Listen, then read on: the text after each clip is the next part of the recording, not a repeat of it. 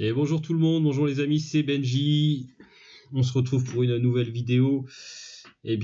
Pour faire suite à la course de l'hébergement organisée par le club de Montaigu, une course qui avait lieu le 30 mai sous la canicule absolue à 14 heures en plus le départ. Donc vraiment il y avait tout qui allait pas malheureusement sur cette course. Et une course que j'ai dû arrêter. Alors je veux pas utiliser le mot abandonner, je veux juste dire arrêter parce qu'il y a plein de choses qui m'ont gonflé déjà dès le début. Ça s'est pas forcément bien passé à peine arrivé sur la course à la remise des dossards. Donc on va faire le point là sur cette vidéo et puis régler quelques comptes gentiment bien sûr, hein, rien de bien grave, rien de bien méchant, mais toutefois c'est des choses qui pour moi doivent être dites et peut-être qu'on trouvera ensemble des solutions à tout ça.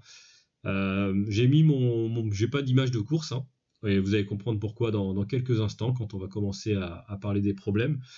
Malheureusement, je suis désolé si vous aimiez regarder mes vidéos et voir vos courses. Eh bien, ça ne sera pas possible cette fois-ci. Et puis, ça aurait pu faire un beau souvenir au vainqueur, à Benjamin Larose qui a gagné. Benjamin Larose qui a gagné cette course-là, donc du club de Beaupro. Félicitations à lui, qui est un coureur très performant en Access 3, qui est toujours dans les bons coups, et il va peut-être monter en Access 2 là, grâce à cette victoire, je ne sais pas.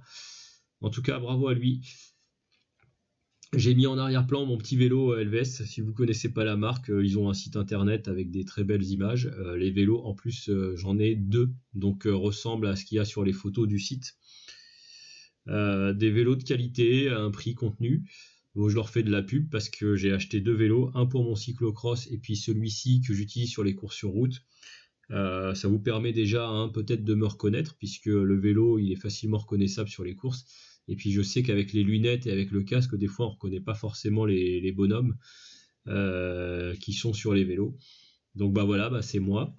Et puis mon vélo qui est reconnaissable sur les courses. J'en fais vraiment beaucoup, donc facilement, c'est assez facile de me croiser. Allez, on va passer au problème. Alors j'ai mis des petites images pour illustrer tout ça. On va les regarder. Alors c'est pas celle-là pour l'instant, on est sur celle-ci. Voilà, on est sur le carton jaune. Donc le carton jaune, on va commencer par l'organisateur. Alors, je suis désolé, l'organisateur était très sympa, la course était très belle, le parcours super, enfin tout était nickel. Cependant, il y a juste un point qui était très très très gênant et très problématique. Eh bien, c'est que c'était la canicule, que le départ de la course était à 14 heures. Donc ça, c'est pas de la faute de l'organisateur. Il peut pas maîtriser ni la météo ni l'horaire de départ par rapport à son organisation. Ça, je le sais bien. La seule problématique, c'est qu'il y aurait peut-être fallu réduire la distance. On avait une course de 70 km en Access 3-4. Ok, et donc de 80 bornes en Access 1 et 2. Et donc pour moi, c'est des distances qui sont trop longues par rapport à la météo. Et je pense, alors peut-être que je me trompe, faudra me dire en commentaire, mais carton jaune, pour moi, je pense qu'il aurait fallu réduire les distances. Ça aurait pas forcément changé grand-chose. Et vraiment, ça aurait mis quand même en sécurité les acteurs de la course. J'ai l'impression, en regardant le nombre d'inscrits et le nombre de personnes à l'arrivée dans les classements, qu'il y a eu quand même une belle hécatombe de coureurs qui ont arrêté. Voilà. Très franchement, quand je dis que c'était la canicule, c'était vraiment la canicule. Il était extrêmement dur de tenir debout au soleil. C'était extrêmement fatigant. Donc rien que sans rien faire, donc en plein effort physique sur le vélo, c'était la catastrophe. C'était vraiment très très très chaud, quoi. C'est le cas de le dire. Donc ouais, sur une course de 70 km en Access 3-4, sachant que moi j'ai 42 ans et demi, presque 43 là, je suis un des plus jeunes de la course, donc on court avec des mecs qui ont 60 ans. Bon, tout le monde n'est plus, désolé, mais on n'a plus de la première fraîcheur. C'est pas forcément évident de courir dans ces conditions, ça met les organismes à rude épreuve. On n'est pas tous des spécialistes de la nutrition pour savoir comment optimiser notre corps par rapport à des températures pareilles. C'est pas les accidents sur les courses, c'est fréquent. Il y en a dans tous les sports quand les mecs font n'importe quoi quand il fait trop chaud. Et réduire la distance de la course, ça aurait pu être pour moi un des seuls leviers. De toute façon, c'était soit l'annulation vu la chaleur, soit une réduction de la distance. Je pense que réduire la distance aurait été quand même une des choses qui aurait été la bienvenue. En enlevant 2 tours, ça faisait une course à 50 bornes pour les Access 3-4. Bon, ma foi, ça me semblait être une distance parfaitement raisonnable vu la chaleur qu'il y avait. Voilà pour ce petit carton aux organisateurs. Vous pouvez vous défendre dans les commentaires si. Alors c'est sûr que c'est passé. Il y en a qui ont réussi à finir. Hein, je sais pas. Franchement, moi j'étais dans le peloton.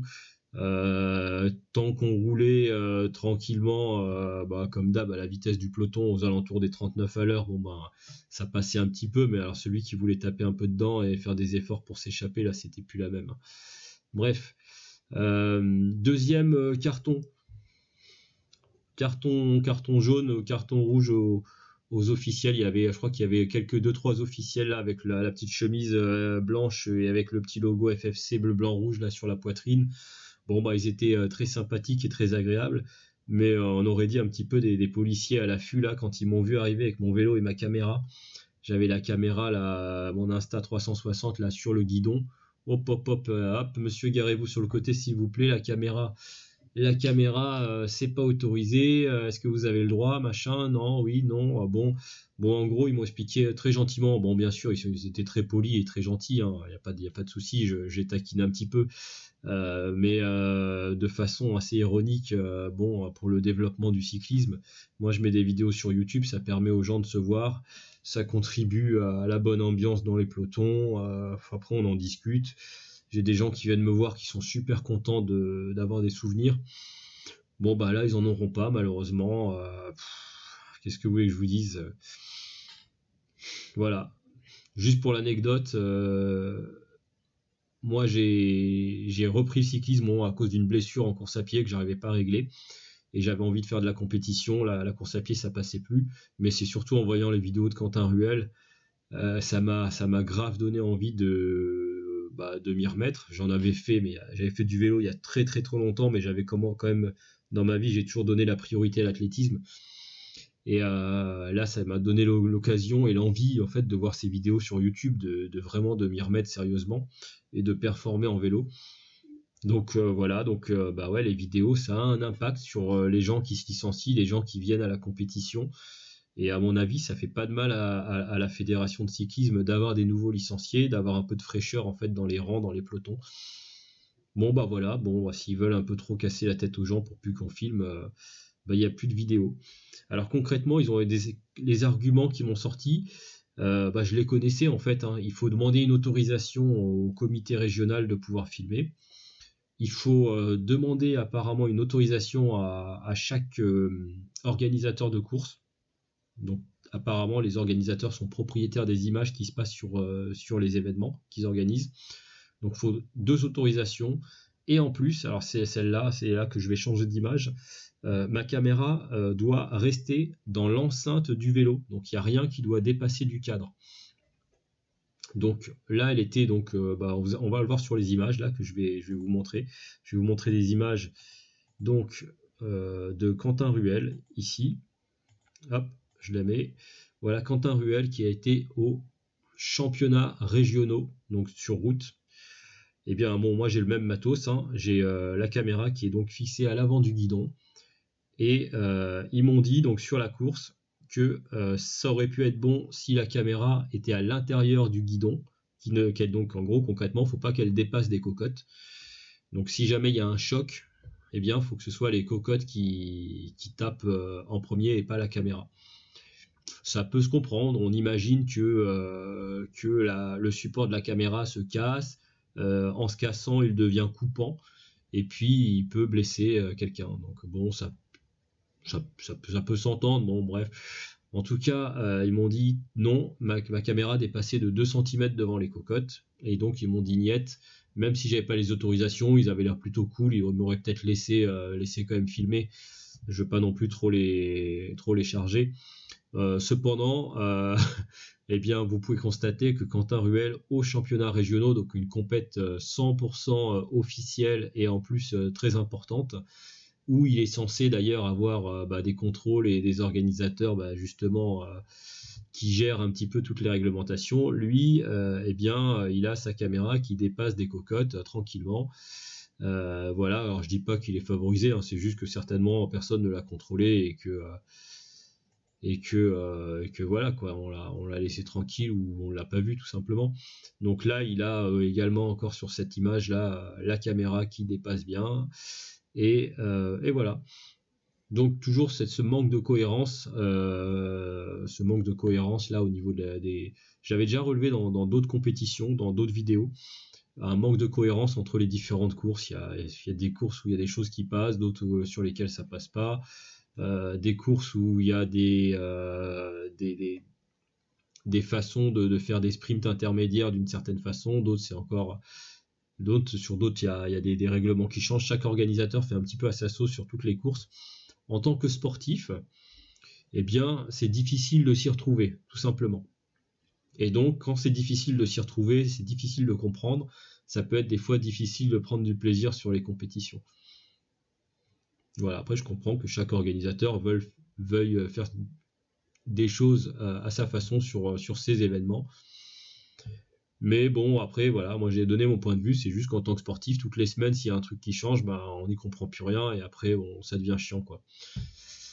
Voilà, le petit message donc pour l'organisateur, là, concernant la chaleur, qui pour moi était mal gérée, il fallait réduire le kilométrage de la course, et puis pour les officiels, qui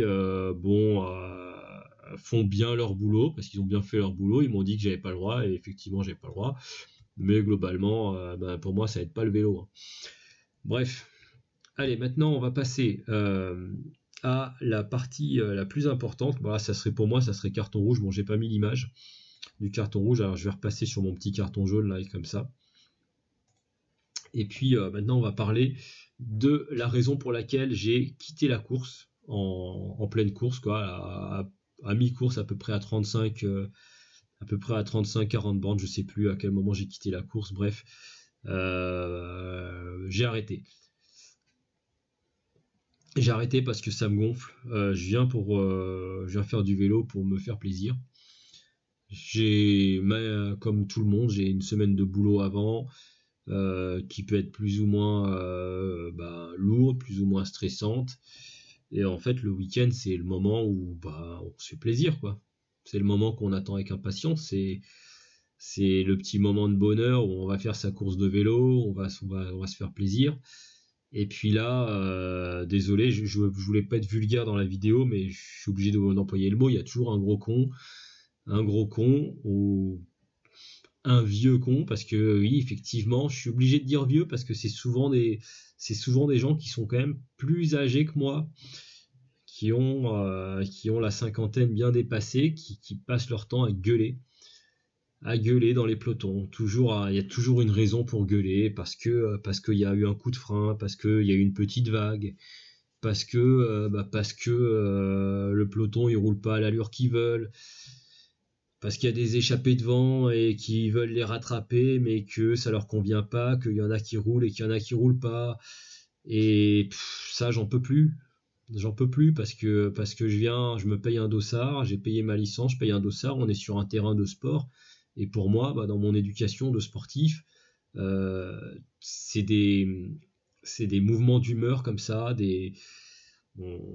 à la limite, des fois, il y a des mecs sur des terrains de tennis qui gueulent, mais ils s'en prennent à eux-mêmes parce qu'ils sont pas contents de leur performance. Mais à jamais sur un terrain de sport, il y a un mec qui a des mouvements d'humeur, qui a des propos vexants ou un petit peu menaçants envers d'autres personnes, d'autres sportifs sur le même terrain de sport. Autrement dit, si quelqu'un a des comportements, des comportements d'humeur comme ça sur un terrain de sport, il est vite éjecté par l'arbitre. Il est exclu, il est sorti temporairement dans certains sports. Et en fait, je me suis rendu compte, c'est vrai qu'en vélo, on n'a pas d'arbitre dans les pelotons. Il n'y a pas d'arbitre, il n'y a pas de contrôle. Donc quand il y a des mecs comme ça qui sont tout le temps en train d'ouvrir leur gueule, eh bien on est obligé de subir ça pendant toute la course, quoi.